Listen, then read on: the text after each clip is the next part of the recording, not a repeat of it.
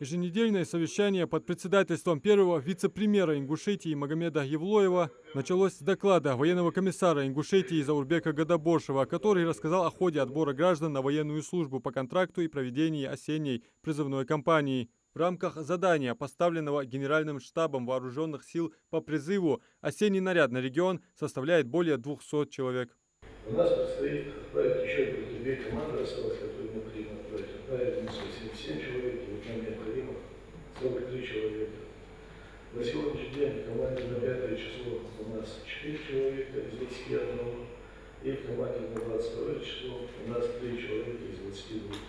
Первый вице-премьер Ингушетии поручил Министерствам здравоохранения и образования республики разобраться в ситуации с выдачей медицинских справок уклонистам, а также в кратчайшие сроки предоставить отчет о проверке образовательных учреждений в связи со стихийным устройством на очную форму обучения лиц призывного возраста.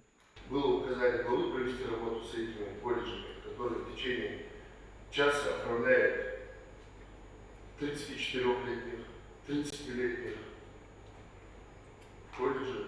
И я не понимаю, каким образом в очном форме обучения человек может обучаться в колледже 4 года и 6 месяцев. Это вместе с правдой все имеется. Поэтому давайте тоже в течение 3 рабочих дней проведите работу, информацию вам тоже военком предоставим.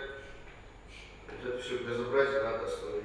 Заслушали доклад начальника управления организации проектной деятельности администрации, главы и правительства Ингушетии Бекхана Мальсагова, который рассказал об освоении федеральных средств в рамках реализации в республике национальных проектов и федеральных программ. Кассовое исполнение на сегодняшнее число 3 миллиарда 883 миллиона. Это 88,2%.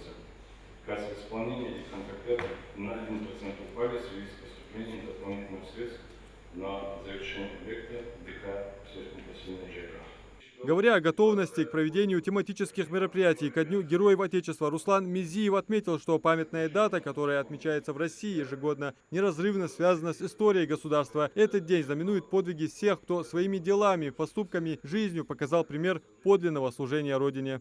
Ингушетия славится своими героями, поэтому мы также присоединяемся к этой знаменательной дате и проводим мероприятие. 9 декабря в 10 часов утра на мемориале памяти и славы будет у нас акция, посвященная героям Российской Федерации.